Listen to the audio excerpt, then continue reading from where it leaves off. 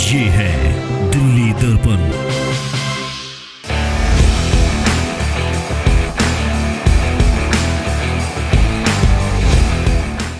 ये नजारा है अशोक विहार के डी ब्लॉक स्थित लोटस वेदा स्कूल का, जहां पूर्व भारतीय बैडमिंटन खिलाड़ी और भारतीय बैडमिंटन टीम के मुख्य राष्ट्रीय कोच पुलेला गोपीचंद बच्चों के साथ बैडमिंटन खेल रहे हैं।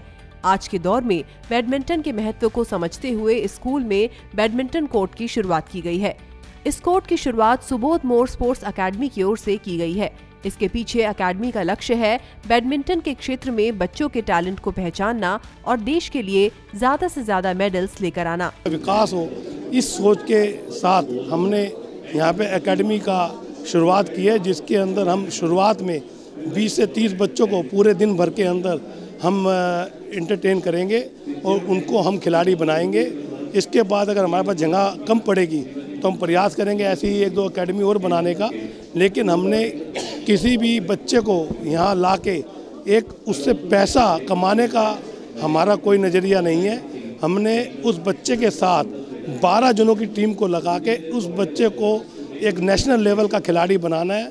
ये जो सुबोध मोर एकेडमी अशोक विहार में शुरू होने जा रही है, ये एक अशोक विहार के लिए एक बहुत बड़ा माइलस्टोन है। इस एकेडमी में जो इंस्पिरेशन मिली है पुलेला गोपीचंद जी के द्वारा और थ्रू सुबोध मोर, और मैं आपको बताना चाहूँगा कि डॉक्टर सुबोध मोर फिजियोथेरेपिस्ट स्पोर्ट्स इंजरी के इंडिया में नंबर 1 हैं और इन्हीं के द्वारा पीवी सिंधु, सानिया नेहवाल, श्रीकांत और अभी पिछले दिनों में नलिनी बत्रा और कितने सारे प्लेयर्स को ये अपने थ्रू ट्रीटमेंट देते हैं।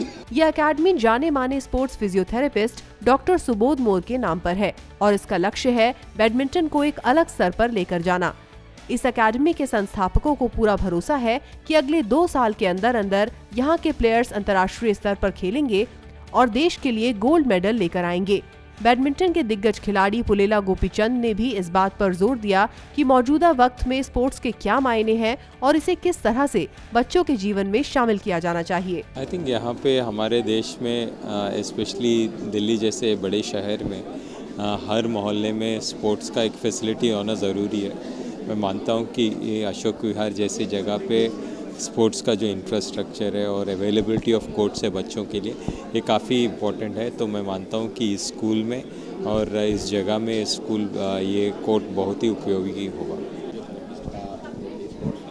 सर, जो हम समझाने की कोशिश में हैं वो ये है कि केवल एक आदमी भी किसी प्लेयर को बनाता नहीं है, पूरी टीम होती है। कोच हेड होता है, उसके बाद टीम के अंदर psychiatrist, psychologist, dietitian, sports physiotherapist, masseur, general physician, agility के लिए अलग ट्रेनर, एंड्योरेंस के लिए अलग ट्रेनर, ऐसा पूरा टीम बनता है, तब जाके एक प्लेयर का डेवलपमेंट होता है। It is not the thing कि कोई एक आदमी किसी प्लेयर को बना सकता है। और यही चीज़ पुलेला गोपीचंद अपने मैसेज में हमेशा ये समझा रहे हैं कि हिंदुस्तान में मेडल लाना मुश्किल नहीं है, but you have to follow a path. यहाँ इस बात पर खासा जोर दिया गया कि पूर्व खिलाड़ियों के द्वारा बच्चों को बैडमिंटन की प्रैक्टिकल ट्रेनिंग देना कितना जरूरी है।